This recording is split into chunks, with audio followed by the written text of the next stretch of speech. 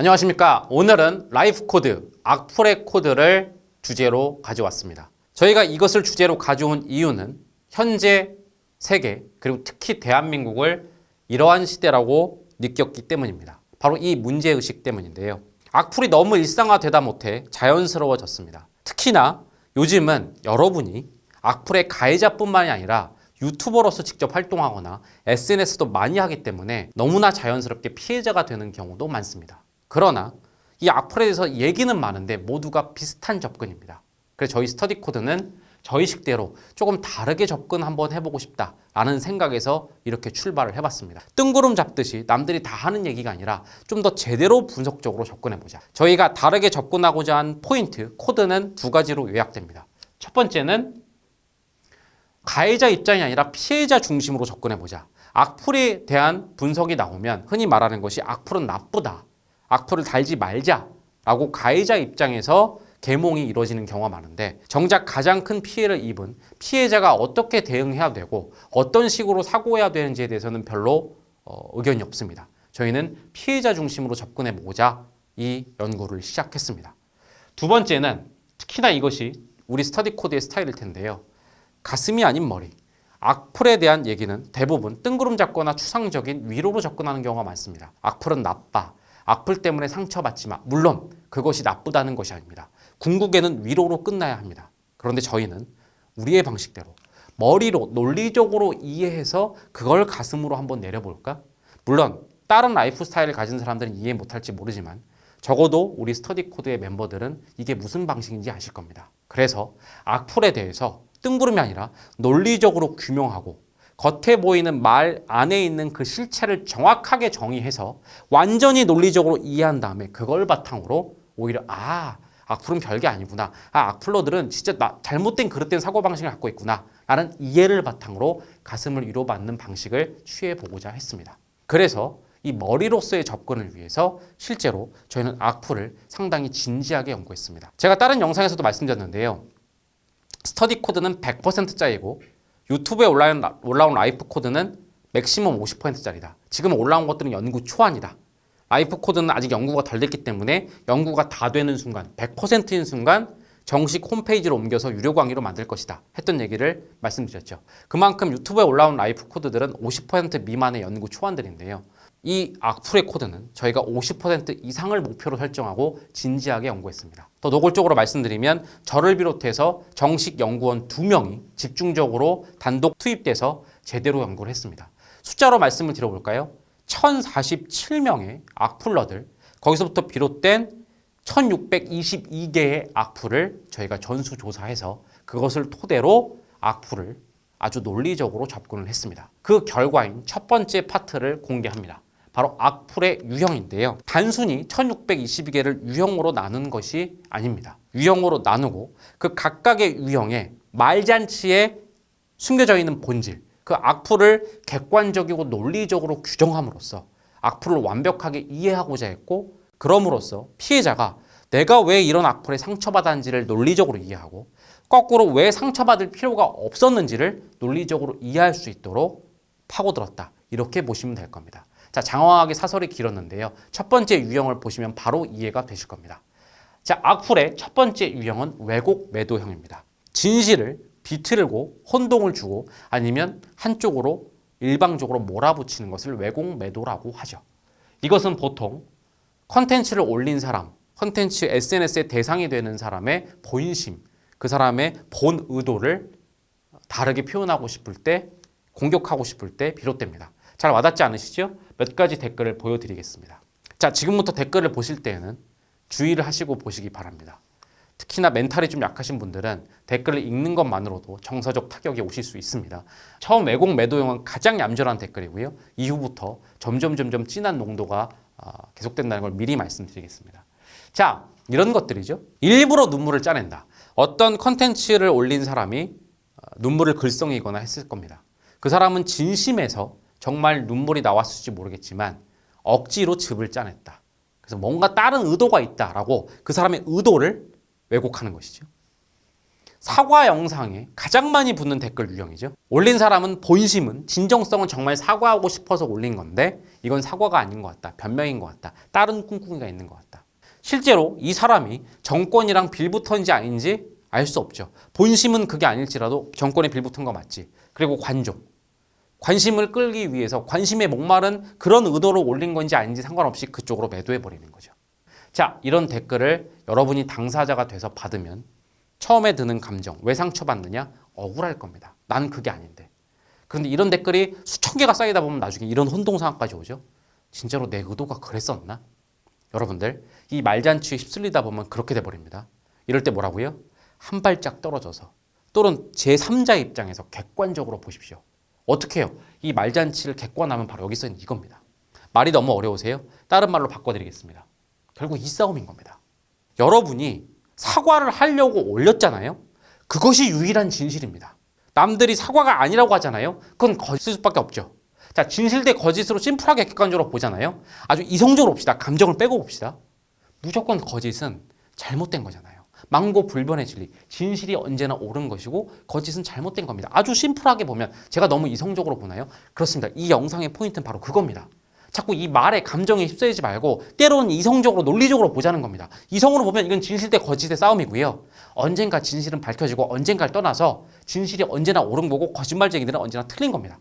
결국 여러분의 마음에 있는 진정성과 의도가 아니었잖아요. 이 모든 것들은 댓글이 1000개가 달리든 10,000개가 달리든 다 거짓인 겁니다. 그러면 거짓말쟁이들의 말에 휘말려서 내가 상처받을 필요가 없는 것이죠. 물론 여기서 뼈아픈 얘기 하나. 혹시나 여러분이 정말로 이 말에 휘말려서가 아니라 정말로 정곡을 찔렸다. 내가 거짓을 말한 거라고 하면 그때는 반성하십시오. 그러나 그게 아니다 라고 하면 누가 뭐라고 떠들든 그건 거짓말쟁이의 일일 겁니다. 저는 1 더하기 1은 2라는 진정성을 가지고 영상을 만들었어요. 만약 그렇다면 남들이 전부 다 3이다 4이다 해도 그건 거짓일 수밖에 없다. 진실이 언제나 절대 진리다 라고 여러분이 접근하라는 얘기를 드리고 싶은 겁니다. 아셨죠? 얘기 나온 김에 한 가지만 더. 이렇게 저 사람의 원래 뜻은 본심은 이랬을 것이다. 이거 마음에 대한 왜곡인데요. 마음이 아니고요. 아예 사실 자체를 완전히 잘못된 사실을 올리는 경우도 있습니다. 그것도 이 범주에 해당하긴 하거든요. 근데 그것은 제가 악플이라고도 안 하겠습니다. 왜냐하면 허위사실 유포라는 명백한 범법이고 그것은 법적으로 처벌받아야 됩니다. 혹시나 여러분이 허위사실 유포는 어느 카테고리에도 소속 안 되는데 할까 봐요. 저희가 모든 악플을 거의 다 받기 때문에 그런 것도 빠트림이 없다. 그건 여기 포함되지만 너무 명백한 범법이기 때문에 굳이 여러분이 생각할 필요 없다. 다시 이건 뭐라고요? 내 마음에 대해서, 내 의도에 대해서 사람들이 왜곡했을 때 억울해하지 마라. 그냥 거짓말쟁이다. 진실은 나한테 있고 내가 아니면 아닌 거다. 라는 마음으로 이성적으로 접근하라. 라는 얘기를 드리겠습니다. 두 번째 유형입니다. 가치 폄하형. 무슨 가치를 폄하한 거냐? 이것은 내 본심 의도가 아니고요. 내가 올린 컨텐츠의 품질에 대한 평가입니다. 컨텐츠 내용이 별론 것 같아. 이 사람 지식이 좀 딸리는 것 같아. 생각이 좀 짧아. 또는 여기 있는 인물은 단순히 인신공격이 아니고요. 인물 자체가 컨텐츠인 경우가 있잖아요. 그죠? 제 외모를 봐주세요. 패션을 봐주세요 했는데 다리가 너무 짧아서 청바지가 안 어울리는 듯 이런 것들이죠. 그죠? 자, 이런 것들에 대한 공격인데요. 그건 할 수 있지 않아요? 충분히. 자, 여기 폄하라는 표현이 있죠. 폄하가 뭔지 아세요? 원래 가치가 이 정도인데 의도적으로 그보다 훨씬 낮게 깎아내리는 것이 폄하입니다. 즉 원래 가치에 대한 평가가 안 됐다는 거죠. 여러분이 이것에 대해서는 헷갈리기 쉬워요. 간단합니다. 이 기준만 보시면 됩니다. 근거가 없이 그냥 안 좋다고 하잖아요. 그러면 그 평가가 정당하든 아니든 따질 거 없어요. 그것은 뭐다? 가치를 폄하하고 있는 겁니다. 명백한 근거를 가지고 왜 가치가 낮은지를 논리적으로 설명을 해야겠죠. 또는 부실한 근거들. 부실한 근거들은 밑에 여러 가지가 있는데 와닿지 않으시죠? 이것도 댓글 몇 개를 보여드리죠. 자, 왼쪽 보시죠. 이렇게 전응한 거 보고 좋다고들 한다. 즉 내가 올린 컨텐츠가 지적으로 수준이 낮다는 건데요. 이건 그냥 악플로 보시면 됩니다. 왜? 근거가 없잖아요. 왜 전응한지, 왜 지적인 수준이 낮은지 아무 근거가 없죠. 그럼 그게 여러분들 이것 때문에 상처받는 이유는 뭐죠? 진짜 내 컨텐츠 가치가 낮은가? 다시 한 발짝 떨어서 보라고요. 근거가 없으면 그냥 그것은 일단 가치 폄하로 보세요. 그게 무슨 위로가 될까요? 그거 좀 다시 한번 설명드리겠습니다. 두 번째, 입만 열면 거짓말을 한다. 저것도 근거가 없죠. 왜 내가 말하는 지식과 생각이 거짓말인지 근거를 가지고 해야 되는데 근거가 없으면 가치를 그냥 폄하하는 겁니다. 냄새나게 생겼다. 저거는 컨텐츠에 나오는 어떤 인물 자체에 대한, 컨텐츠로서 인물에 대한 비난이죠. 냄새나게 생긴 얼굴이란 뭡니까? 모르겠어요. 일단 그런 근거가 있는지도 모르겠는데요. 일단 근거를 밝히고 있지 않죠. 근거를 밝히지 않으면 무조건 이 형에 속하는 겁니다. 자, 여러분이 와닿지 않을까 봐 미리 이걸 좀 더 쉬운 말로 제가 바꿔서 말씀드릴게요. 아주 중요한 개념입니다. 잘 보고 계세요. 여러분들, 컨텐츠의 지식에 대해서 부족한 면이 있으면 지적할 수 있는 거 당연합니다. 그걸 아예 막을 수는 없어요. 막아서도 안 됩니다. 그런데 근거가 있고 아주 합당한 근거가 있으면 그것을 비평이라고 합니다. 비평은 좋은 겁니다. 받아들여야 됩니다. 왜냐하면 내 컨텐츠와 내가 더 발전할 수 있는 계기거든요. 그죠? 자, 명확한 근거가 있어요. 내가 읽어봐도 내가 부족했던 것 같아. 그러면 고맙다고 하고 받아들이세요. 그리고 발전해야 됩니다. 또는 근거를 읽어봤는데 그 사람 근거도 확실한데 내 근거도 확실해. 이거는 사회적으로 아직 공인되신 지식이 아니어서 명백하게 누가 잘못됐다고 할 수 없어. 그럼 토론하세요. 그러면서 발전하는 거죠. 비평은 좋은 겁니다. 비평의 핵심은 뭐라고요? 합당한 근거가 있을 때. 그러나 비난은 뭔지 아세요? 근거가 없는 겁니다. 예를 들면 이 세 개죠. 그럼 뭔지 아세요? 근거가 없으면 아무리 그 내용이 그럴듯해 보여도 무시해도 되는 겁니다. 그것은 비난이니까요. 비난은 어떠한 발전도 어떠한 토론도 없는 그냥 무의미한 행위입니다. 여러분이 그거에 휘말릴 필요가 없다는 거죠. 그죠? 자, 근거가 있는 경우에도 부실한 근거면 그것은 비난에 속합니다. 예를 들면 이런 거죠. 경제적으로 어려운 집 애들이 꼭 저렇더라. 자, 일단 경제적으로 어려운 사람이라면 아주 특정한 성향을 보인다라는 공인된 연구와 아주 모두 대중들의 액셉트할 만한 지식이 있다면 이것도 명백한 근거가 있으니까 받아들여야겠죠. 근데 그게 아니라면 그냥 이 사람만의 아주 편협된 지식이자 믿음이죠. 세상을 얼마나 봤다고 대규모로 연구한 것도 아니고요. 저희도 1047명 앞으로 연구하고도 수가 좀 부족한 게 아닐까 했는데 이 사람 고작 한 자기주위에 3, 4명 가난한 사람 봤을 겁니다. 아니면 유튜브로 몇 명 봤겠죠. 그래놓고 함부로 판단합니다. 이런 부실한 근거로 함부로 얘기하는 것은 뭐다? 그냥 비난입니다. 이건 뭐냐면 여러분이 이 전체 맥락을 모르시면 이해가 안 되실 수 있는데요. 전체 노래를 들어보면 나쁜 내용이 아니에요. 특정한 부분만, 아주 일부 맥락만 떼와서 확대해서 이건 되게 나쁜 노래다. 이렇게 해서 가치를 폄하시키는 것. 이것도 가치 폄하이자 비난입니다. 자, 마지막 거. 요거는 일견, 근거가 있어 보입니다. 뭐라고 돼 있죠? 전공이 음식이냐, 체계적인 음식 공부 해본 적 있느냐, 하다못해 음식점 장사를 해본 적이 없느냐, 없으면 맛에 대해서 평가하지 말라. 어떤 사람이 음식 맛에 대한 콘텐츠를 올렸는데 이렇게 얘기하고 있습니다. 근거가 있어 보이지만 역시 이것도 공인되지 않은 지식이죠. 여러분들 음식 맛을 평가하는 사람은 반드시 음식을 전공해야 된다. 반드시 음식점 영업을 했어야 된다라는 사회적인 법률적으로 공인된 지식이 있나요? 없죠. 이것은 개인의 생각입니다. 그럼 뭐다? 그냥 이 개인의 생각에 여러분이 휘둘릴 필요가 없다는 거죠. 여러분 비평이 아니라 비난을 한다. 이것을 한 발짝 객관적으로 떨어져 보면 이것은 이렇게 평가할 수 있습니다. 그냥 지적 수준이 낮은 사람들이 주로 하는 겁니다. 뭔가 평가는 하고 싶은데 배운 게 없어. 근거가 없어. 그러니까 근거를 못 대는 겁니다. 아니면 아주 일천한 지식으로 근거를 대는 거죠. 다시 감정을 쏙 빼놓고 한 발짝 떨어져 보면 지적 수준이 낮은 사람이 주로 이런 짓을 하는 거죠. 더 와닿게 얘기 드려볼까요? 여러분들이 고등학교 수학에 대한 컨텐츠를 올렸습니다. 아니 그냥 올린 게 아니고요. 만들었어요. 요 앞에 유치원생이 초등학교 1학년생이 앉아있다고 해보죠. 그 친구 입에서 틀린 것 같아요 라고 나오면 일단 이렇게밖에 못 나와요. 틀린 것 같아요. 근거가 없죠. 여러분들은 그걸 뭐 상처를 받습니까? 대단히 직접 수준이 떨어지는 아이 입에서 나온 말이니까 무시하거나 아니면 헛웃음이 나거나 그냥 귀엽게 보이죠. 여러분이 이런 댓글을 그렇게 접근했으면 좋겠다는 겁니다. 물론 여러분들이 상처받는 이유를 알고 있죠. 이런 댓글이 수천 개 수만 개가 달리다 보면 내 컨텐츠가 내 지식이 부족한가? 다시 명확한 근거가 있다면 부족할 수 있죠. 그러면 기꺼이 받아들이고 발전하세요. 근데 그러한 선풀 외에 대다수의 악플은 초등학생이 올리는 것이다. 근거 요만큼 가지고 잘난 척하는 것이다. 근거가 없으면 이거는 그냥 유치원생의 작품이다 라고 무시하라는 얘기입니다. 제가 유치원 초등학생을 너무 까내린 것 같아서 그것도 걱정돼요. 심지어 유치원생도 다른 학생에게 뭐라고 얘기할 때는 근거를 가지고 얘기합니다. 실제로 제가 봤어요. 너 밥 먹을 때 자꾸 소리 내는데 유치원 선생님이 그랬는데 그러면 남한테 피해 주는 행위라고 해서 소리 내면 안 되는데 얼마나 명백한 근거를 가지고 남의 컨텐츠를 평가합니까? 심지어 유치원생도 그러는데 그죠? 다 큰 어른이 근거도 없거나 굉장히 편협한 거 가지고 하면 다시 어떻게 하라고요? 이 말의 늪에서 빠져나와서 내가 지금 유치원생들한테 상처받아 듣고 있는 거야? 그럴 필요 없지 하고 이성적으로 빠져나오라는 얘기를 드리는 겁니다. 자, 지금 어떤 흐름인지 아시겠죠? 악플의 유형을 일단 나누고 그 본질을 파헤치고 들어가서 우리가 왜 상처를 받았고 한편으로는 왜 상처받을 일이 없을지를 논리적 이성적으로 접근하고 있는 겁니다. 세 번째 유형도 비슷하게 접근하겠습니다. 가치관, 취향, 집단, 폄하형. 이것은 바로 댓글을 보여드리죠. 자, 펭수라는 캐릭터를 싫어한다는 내용입니다. 사실 펭수라는 캐릭터를 싫어할 수도 있죠. 그런데 저걸 보고 기분 나쁜 부분이 있습니다. 사실 이것은 컨텐츠를 올린 사람이 기분 나쁜 게 아니고요. 이걸 읽는 다른 사람들이 기분 나쁩니다. 모두를 향한 악플이랄까요?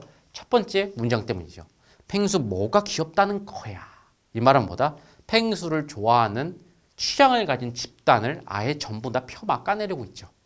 왜 좋아하는 거야? 바보들 아니야? 이런 느낌이죠. 그래서 그 집단이 기분이 나쁜 거죠. 그죠? 비슷한 거 여기 있죠? 이 영화 재밌다는 인간들은 그죠? 제 입으로 읽지 않겠습니다. 영화를 좋아하는 그 취향 자체를 까내리고 있죠. 자, 다른 가치관. 페미니즘이라는 가치관 가진 사람들을 그냥 못생겼다라고 폄하하고 있습니다. 나랑 다른 가치관을 아예 폄하해버리는 거죠. 스터디 코드에 많이 붙는 악플 중에 하나입니다. 제 입으로 읽기 더 그런데요. 다시 제가 누누이 강조했던 적 있죠? 가치관에 옳고 그름이 없다. 스터디 코드 가치관도 옳은 게 아니라 우리는 그냥 이걸 좋을 뿐이다. 우리는 어떤 인간들이다? 공부든 인생이든 하기 전에 코드 또는 방법부터 확실히 제대로 알고 하고자 하는 거고 우린 이래야 직성이 풀린다. 근데 우리가 절대 선이라고 말하는 게 아니라 우린 그냥 그런 사람들이다. 방법부터 안 찾고 그냥 하는 사람들도 인정한다고 누누이 얘기했죠. 그죠? 그런데 이 사람은 어떻습니까? 그냥 공법부터 찾고 하는 사람들은 다 바보들. 공부 잘 못해라고 우리의 가치관을 폄하하고 있죠. 니네 니네대로 살아라고 다름을 인정하는 게 아니라 폄하하고 있죠. 정치 쪽에서 많이 나오는 거죠. 보수라고 떠드는 사람들은 다 찐따같이 생겼다. 보수를 그냥 가치관을 싸잡아서 폄하하고 있는 겁니다. 그렇죠? 자, 이것도 이 말에 휩쓸리지 말고 그죠? 말에 휩쓸리다 보면 왜 상처를 받죠? 내 가치관이 틀린 건가? 내 취향이 틀린 건가라는 그 생각 때문이죠. 의심 때문이죠. 이것도 말에서 휩싸이지 않고 한 발짝 떨어져서 객관적으로 보면 벌써 제가 말한 거에 답이 있죠. 이렇게 벌써 제가 이 댓글을 싹 빼내고 여러분이 왜 상처받았는지를 논리적으로 설명하니까 벌써 이상한 게 있죠. 내 가치관이 틀렸나? 내 취향이 이상한가? 뭔가 이상하죠. 왜 그런지 아세요? 가치관 취향에는 옳고 그름이 없어요. 다름만 있을 뿐이죠. 틀린 게 없어요. 우월하고 열등한 게 없어요. 제가 다른 영상에서 말씀드렸죠. 가치관이 없는 거는 열등할 수 있다. 없는 것보다는 있는 게 우월하다. 그런데 있는 상태에서는 우열은 없다. 오직 다름만 있을 뿐이다. 이미 앞에 설명드렸죠. 저는 스터디 코드 라이프 스타일이 우월하다고 생각하지 않습니다. 우리는. 그죠? 그냥 우린 다른 거죠. 그러니까 애초에 이런 말을 하는 사람들의 기본적인 인생관은 대단히 비뚤어지고 잘못되어 있는 거죠. 그죠? 흔히 여러분들 요새 제일 많이 나오는 말이죠. 대한민국은 다름에 대한 포용성이 부족하다. 그만큼 이것은 잘못됐다라고 온 사회가 인정하고 있고 선진국으로 나가야 되는 마땅히 지향해야 될 성숙한 인간의 모습이죠. 성숙하지 않은 겁니다. 아니, 성숙하지 않을 게 아니라 이건 논쟁할 필요가 없는 거죠. 누가 여러분 취향 가지고 말을 걸잖아요. 그 순간 해야 될 최선의 일을 말씀드릴까요? 피하는 겁니다. 아무 말도 안 하는 겁니다. 이걸 이렇게 비교드릴게요. 이런 걸 올리는 사람들을 이렇게 비유하면 와닿을까요? 아까 제가 유치원생으로 비유했더니 와닿았죠. 여러분 친구들 중에 꼭 이런 사람 있습니다. 절대 피해야 될 사람. 정치, 종교 가지고 꼭 얘기하러 오는 사람들 있죠. 자, 어른들이 했던 인생의 코드 중에 하나. 정치, 종교 얘기는 사석에서 하지 말아라. 왜 그런지 아세요? 답도 없는 얘기, 시간 낭비이기 때문입니다. 왜 답이 없는지 아세요? 가치관, 취향은 다름만 있을 뿐이니까. 여러분이 진보예요. 여러분 친구가 보수예요. 둘이서 설득시키려고 밤새 얘기해 보십시오. 제가 얘기해 드리겠습니다. 토탈리 시간 낭비일 겁니다.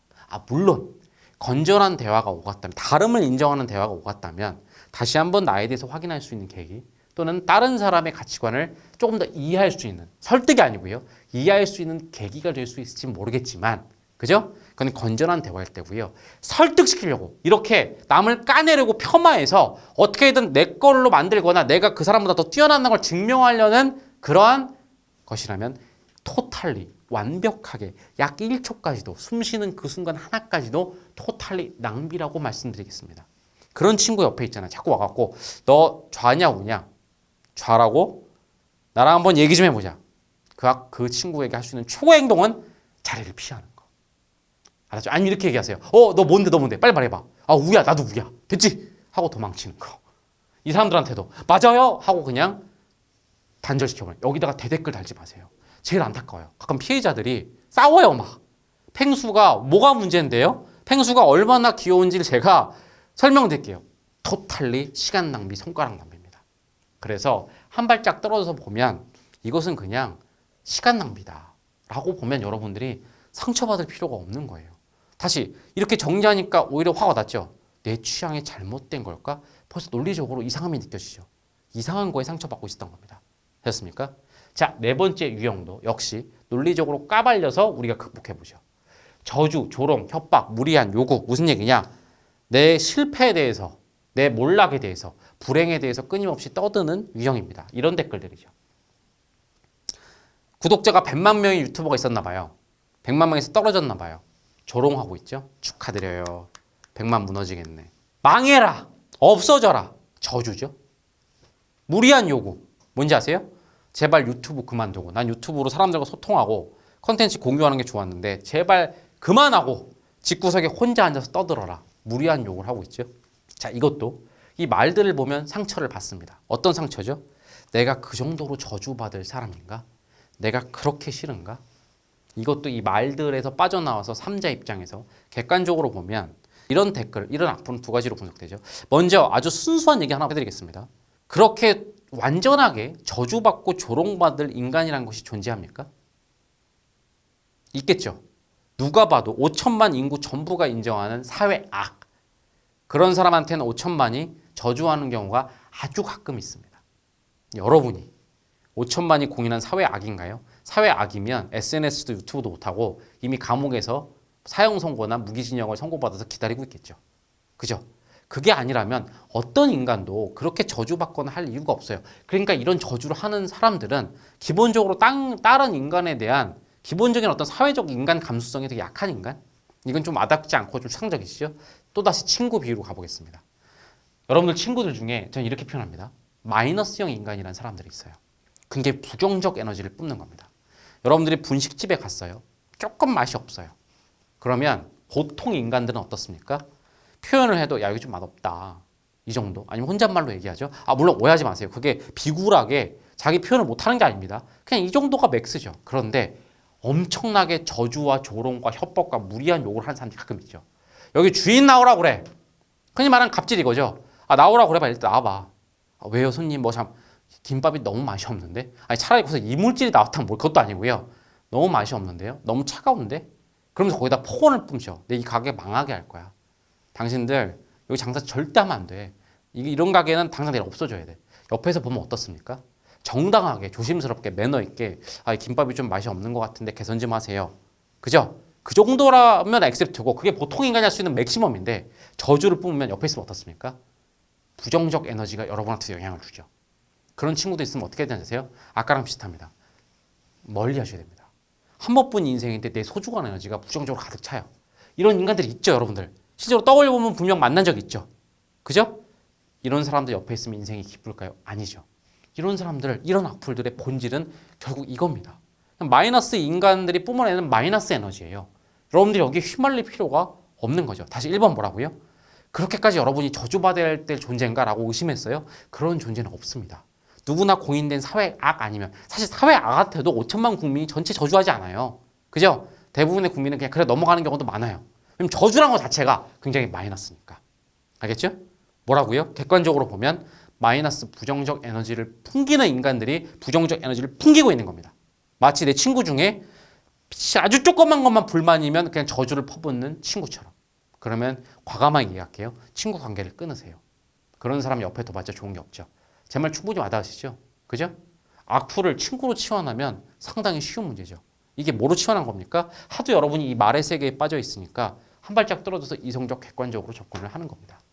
자, 마지막. 최악의 댓글 중에 하나입니다. 인간의 기본 존엄성을 훼손하는 댓글이죠. 인간의 기본 존엄성은 뭘까요? 생명. 일단 마땅히 죽어야 할 인간은 없습니다. 제가 아까 사회악 자꾸 얘기를 드렸는데요. 실제로 사형제도 자체에 대해서조차도 논란이 많은 거 아시죠? 인간이 기본적으로 생명은 너무 기본권이라 인간이 인간에게 그거를 뺏어가는 게 말이 되느냐. 그 정도로 생명은 너무나 기본권인데 생명 자체에 대해서 저주하는 댓글들, 죽으라는 댓글이 대표적이죠. 좀 이따 보여드리겠습니다. 그 다음, 나를 건드릴 수 있지만 전혀 무관한 가족을 건드리는 것. 그리고 인종과 선천성. 태어나서 내가 선천적으로 가져거나 내가 어쩔 수 없는 그냥 나의 기본 베이스. 여기 있는 건 기본 존엄성 한편으로 말하면 기본 베이스예요. 내가 숨 쉬는 거. 내가 흑인으로 태어난 거. 근데 그걸 공격받잖아요. 그건 뭔지 아세요? 인간으로서의 기본 베이스를 버리고 그냥 죽으라는 얘기밖에 더 안 되죠. 그것은 지켜줘야 되는 인간의 기본권이자 정말 말 그대로 베이스입니다. 근데 그거를 서슴지 않고 훼손하는 게 이런 악플이죠. 대상화. 좀 어려운 말이죠. 이건 뭔지 아세요? 자, 인간에게 기본적으로 지켜줘야 되는 가장 기본 중에 하나가 뭔지 아세요? 너는 인간이다. 무슨 말장난 같죠? 그게 아니고요. 인간을 물건처럼 대하는 것이 바로 대상화입니다. 가장 대표적인 게 성적 대상화죠. 잘 와닿지 않으시죠? 제가 일부러 이렇게 아낀 이유가 있습니다. 제가 아까 중간에 얼핏 정서적 타격이 있을 수 있으니까 조심하라고 말씀드렸죠. 이 댓글은 특히나 좀 심약한 분들이면 조심해서 보세요. 우리 연구원들도 이 카테고리 댓글을 보면서 가장 정서적으로 타격을 많이 받았고 충격을 받았거든요. 자, 바로 이것이 인간 기본 존엄성 훼손형이죠. 맨 왼쪽에 있는 신문기사부터 한번 보실까요? 어떤 아파트에서 큰 불이 났습니다. 사람이 많이 죽었을 수도 있고 재산상의 피해도 컸습니다. 누구에게는 소중한 먹고 자는 기본 베이스인 집이 하루아침에 없어졌을 수 있는 큰 화재였죠. 근데 저런 댓글이 달렸습니다. 겨울 추웠는데 한파를 녹여주겠구나. 따뜻한 기사다. 밑에는 더 심합니다. 제가 말로 참 하기 힘든데요. 3명의 자매가 극단적인 선택을 했어요. 이거 뭐라고 댓글 달렸는지 아세요? 안 그래도 인구가 너무 많았다. 그러니까 기본적인 생명에 대해서 그래도 인간은 기본적으로 살긴 살아야 된다라는 그 아래로 내려간 거죠. 뭐 죽으면 좀 어때? 잘 됐지 편안한데 뭐. 불 좀 나면 어때? 따뜻한데 뭐. 이것이 존엄성 훼손형입니다. 인종차별. 왜 인종차별이 나쁜지 아세요? 에? 여러분들 인종차별은 나쁘다고 들어봤는데 왜 나쁜지 못 들어보셨죠? 이것 때문이에요. 기본적으로 내가 갖고 태어난 건 내가 바꿀 수도 없고 노력해서 얻게 될 수도 없는 겁니다. 그걸 공격하면 사람의 땅바닥을 공격하는 거예요. 무력해질 수밖에 없고 어떻게 할 수가 없잖아요. 그럼 방법은 뭐밖에 없는지 아세요? 여러분 우습게로 말하면 다시 태어날 수밖에 없죠. 흑인인데 어떤 사람이 상처를 받잖아요. 만약에 여러분이 이런 댓글로 상처를 받았잖아요. 왜 상처받는지 아세요? 어떻게 할 수 없으니까. 흑인인데 자꾸 뭐라 그래. 피부가 까맣다고 뭐라 그래. 그 방법은 하나밖에 없으니까 죽는 것밖에 없는 거죠. 그래서 이 댓글이 왜 위험하느냐. 만약 피해자가 정말 이 댓글로 데미지를 받으면 이것은 극단적인 선택으로 이어질 가능성이 제일 큰 것 중에 하나입니다. 이거 보십시오. 이것이 대상화입니다. 어떤 인간이든 간에 생긴 걸로 그냥 맞아야 되는 인간은 없습니다. 이거는 인간을 뭘로 본 거죠? 인간이 아닌 하나의 물건으로 본 거죠. 여러분이 길을 걸어갑니다. 시멘트 벽돌이 튀어나왔는데 보기가 싫어요. 아유 보기 싫어 하고 발로 툭 찹니다. 팔로 툭 차요. 그것도 이상한 짓이긴 한데 그것만 가능합니다. 물건이니까요. 근데 어떤 인간을 그렇게 대한다? 이것이 그 인간을 기본적인 인간으로 대한 것이 아니라 물건처럼 대한 거죠. 이걸 지속적으로 받은 피해자는 나는 인간이 아닌가? 나는 물건과 비슷한가? 하면서 살 가치가 없다고 느끼는 거죠. 그게 피해자가 입는 데미지입니다. 피해자 여러분 입장에서 말씀드릴까요? 절대로 인간이 기본적으로 인간이다라는 기본권은 기본 베이스입니다. 그거 밑으로 누군가 얘기한다면 그럼 그 사람이 덜 떨어진 거지 여러분이 이상한 것이 아니죠. 그래서 이것도 쉬운 말로 바꿔볼까요? 결국 이것은 이렇게 되는 겁니다. 기본 인성교육이 돼 있는 사람이면 절대로 이런 악플을 달 수가 없어요. 이건 뭔지 아세요? 인간의 기본에 대한 개념이 없는, 쉽게 말하면 여러분이 흔히 들었던 소시오패스나 사이코패스가 이런 존재들이죠. 물론 또 그렇다 딴지 걸지 마세요. 정밀하게 말하면 또 소시오패스, 사이코패스의 기본적인 적이 약간 다르긴 한데 저는 뉘앙스로 전달해드리고 싶었다고 합니다. 정신병자 수준인 거죠. 그죠? 정신병자인 겁니다. 그러니까 피해자 여러분이 1번 어떤 인간이든 인간보다 이하인 사람은 있을 수가 없어요. 이건 기본 베이스입니다. 인간권에 대해서는 자격을 논할 게 없어요. 흑인은 뭐 할 자격이 없다. 이건 논할 게 없어요. 그건 그냥 베이스입니다. 그러니까 그거 이하로 자꾸 여러분을 괴롭히는 사람한테 상처받을 필요가 없다고요. 상처를 많이 받잖아요. 이것만 기억하세요. 이 댓글 말에 휘둘리지 말고 한 발짝 떨어져 보면 그냥 내 눈앞에 정신병자가 있는 겁니다. 여러분이 길 가다가 정신병자를 만났어요. 정신병자가 나한테 욕을 합니다. 근데 여러분이 정신병자라는 걸 알게 됐어요. 상처받는 게 이상한 거죠. 그죠? 저 사람은 정신병자니까 뭔 말이든 할 수 있잖아요. 그거 가지고 밤에 가서 나는 저 사람이 말한 게 합당해. 그럴 만한 인간이야 생각 안 하죠. 재수없었어. 정신병자를 만나면 해야 될 일이 뭔지 아세요? 빨리 신고하고 그냥 도망가는 겁니다.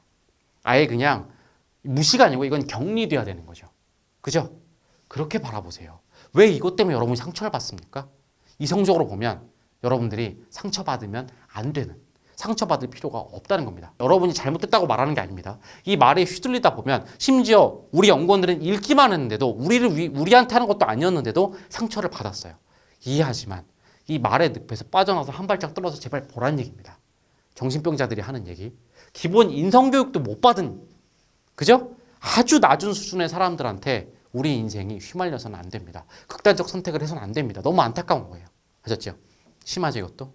한강에 가서 죽어버려라. 누가 감히 이런 권리로 얘기합니까? 심지어 신이 와도 이런 얘기는 못합니다. 소시오패스입니다. 성적 대상화죠. 그죠? 여성을 또는 반대의 경우도 있죠. 남성을, 인간을 그냥 고깃덩어리로만 바라보는 그런 것들이죠. 이것 때문에 상처받지 마세요. 이 사람은 인간을 물건으로 바라보는 소시오패스입니다. 선천적 정신병자가 아니면 기본적 인성교육을 못 받은 후천적 정신병자, 후천적 소시오패스겠죠. 가족 욕을 이렇게 심하게 하는 것도 마찬가지인 겁니다. 그래서 이것도 한 발짝 떨어져 보면, 이성적으로 바라보면 이러한 본질을 갖고 있다. 이렇게 해서 5가지 유형에 대해서 말씀을 드렸습니다. 자, 저희가 1600개 이상의 방대한 악플을 조사했다고 말씀드렸죠. 그 모든 악플은 이 5가지에서 벗어남이 없습니다. 저희가 이 5가지 유형을 보여드린 이유가 뭐라고요? 통계 분석으로 유형화한 게 중요한 게 아닙니다. 다시 말에 휘둘릴 때에는 상처받기 쉽다. 하지만 한 발짝 떨어져서 객관적으로 딱 정리하고 나면 여기는 빨간 글씨들을 보세요. 굉장히 질 낮은, 인간 중에 가장 질 낮은 지 5가지를 그냥 나열해 놓은 것과 똑같잖아요. 그러니까 내가 이것 때문에 상처받을 일이 없다라는 걸 머리로서 가슴을 극복한다는 바로 그런 이론으로 보여드린 겁니다. 사실 이 5가지도 너무 어려운 말이라 와닿지 않을까봐 제가 중간중간 말을 쉬운 말로 바꿔드렸죠. 이게 본질입니다. 여러분들이 보는 악플은 거짓말쟁이들의 짓입니다. 다시 제가 계속 누누이 비유한 학교 친구로 얘기해 볼까요? 학교에 거짓말을 일삼는 친구가 있습니다. 그럼 뭐죠? 그 친구가 나쁜 거죠. 내가 진실이라면 왜 휘말립니까? 근거도 없이 비난을 일삼는 건 뭐라고요? 지적 수준이 낮은, 아주 낮은, 제가 유치원 초등학생이라고 비유했죠? 그런 사람들이 하는 건데 왜 내가 상처를 받습니까? 그죠? 가치관에는 다름밖에 있을 뿐이지 우열이 없어요. 가치관과 취향에 대해서 잘못 판단하고 잘못 살고 있는 사람들한테, 정치, 종교 가지고 끊임없이 논쟁하고 시간 낭비할 사람들한테 왜 내 시간을 낭비합니까? 보통 인간들이라면 저주까지 하지 않아요. 조롱하지 않아요. 그런 일은 기본적으로 잘 일어나지 않습니다. 아주 부정적인 에너지를 가진 마이너스 인간형들한테 나타나는 현상이죠. 이런 사람들한테 왜 부정적 에너지로 영향을 받습니까? 소시오패스, 기본 인성교육이 안 된 사람들, 그죠? 기본 인성교육이 된 사람들이라면 이런 짓을 하지 않아요. 그러니까 악플러들한테 여러분들이 영향을 받을 필요가 없다라는 걸 제가 보여드린 거고요. 사실 이 5가지 유형을 말씀드렸는데 이 5가지의 베이스로 깔려있는 또 하나의 공통적인 질 낮은 짓이 하나 있죠. 바로 이거죠. 이 사람들 막상 실명을 까고 현실로 와서 이걸 해보라고 하면 못하는 경우가 대부분입니다. 그런데 왜 인터넷 공간에서 그렇게 잘할까요?